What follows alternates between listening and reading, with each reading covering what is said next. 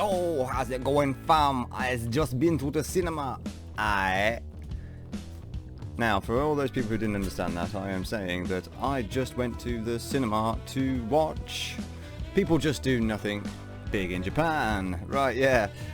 This is a very British comedy. If you're not familiar with Corrupt FM and People Just Do Nothing, they're basically like a fake garage group that take over BBC radio shows and stuff like that. Like, this is a BBC film, so it's very, very, very British, very British. So some of the American audience out there, I don't know if you guys are actually going to get this in America. You might do, but it's very much one of those films where it's like, you know, if you're familiar with UK garage, the UK garage scene, UK drum and bass scene and stuff like that, like, you are going to get the humour in this. If you're in your 30s, for sure, if you're around my age, like mid-30s, then yeah, you're going to get this humour as well, like, because this is very much reminds me of back when I was, you know, in my early 20s, late teens and stuff like that, like, about how, like, you know, everybody in UK garage scene, man, yo, it's going to be big and massive in it, you know what I'm saying, fam? But, yeah, you know. And if you're like from somewhere from where like I'm from, you know, I live in a city called Wolverhampton, and I know people like this. Yeah, I've grown up with people like this. Like, you know, I'm not a massive follower of the radio stuff that they do and things like that. Like, I mean, this came onto my radar because I saw the trailer, and then I went and had to go and look them up myself. But a couple of my friends know who they are and stuff, so they were like, yeah, dude, you gotta check this out, man, you'll really like it. Like, so yeah. So anyway, this film, it follows Corrupt FM, who consist of MC Grinder, played by Alan Mustafa, Steves, played by Steve Stamp, DJ Beats, who is played by Hugo Chegwin, Decoy, who is played by Daniel Sylvester, and they have their manager Chabudiji, who's played by Asim Chowdhury. Yeah, so, and that's the group. Like, Asim like Chad Buddy is just fucking hilarious, man. Like, he's one of the best parts of it, like the manager, because he's just so funny. They've got some of the great supporting cast members as well, like Lily Brazier.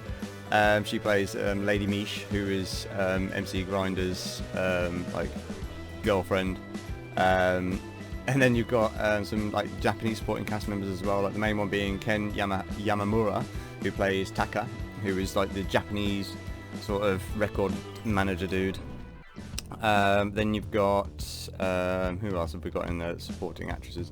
You've got Ruth Bratt, Ayumi Ito, who is Ishika, who is like their like sort of the person who helps them out. Like, oh yeah, but anyway, it's a very good film. It's good if you like UK garage and you are familiar with that scene. Then yeah, you'll like this. You'll like this film. I thought it was quite funny. It did drop in bits. I mean, some of it, it's like, I mean, some of the humour fell flat, but a lot of it is on point. There are some moments where I found myself just going, okay, right, because it's a mockumentary style film. It's shot like a documentary, so the camera and the cinematography is all very much handheld and stuff like that. Like, and because it's very real and very dry humour in bits as well, you really, if you're not down with this sort of humour, you're probably going to be sat there going, okay. Right then, great. I don't really get it. There's a lot of like drug references and everything else in it, like, you know, which is obviously, you know, familiar with the UK garage scene. Like, some funny moments involving Steves, like, and yeah, some really funny moments involving Steves. What else can I say about this film? Like I say, it's good for a laugh, good for a giggle. It is very tongue-in-cheek. Like I say, the humour is it's very much directed at a specific demographic, you know. Like I say, American audiences probably won't get this film. very much, unless you're really into like British humour and, you know, the British music scene as well. Like, you know, because the UK garage scene and stuff like that. So I don't know how well this will traverse across the pond, or anywhere outside of England really, but if you're British and you're in your mid-30s, then you're probably going to get this film. You're probably going to get it.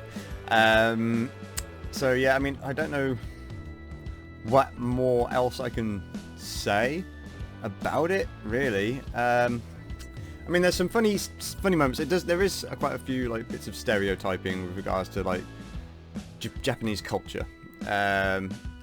It's not too like, you know, over the top and too insulting really.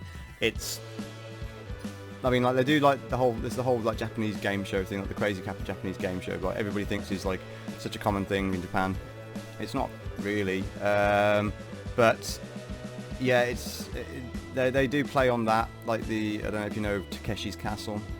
It's kind of like this bit in the film where it involves something like Takeshi's Castle that is, it's funny, but it also it's kind of like, well, it's a bit stereotyping of the Japanese, isn't it? Like, but again, that's playing for the comedy of things.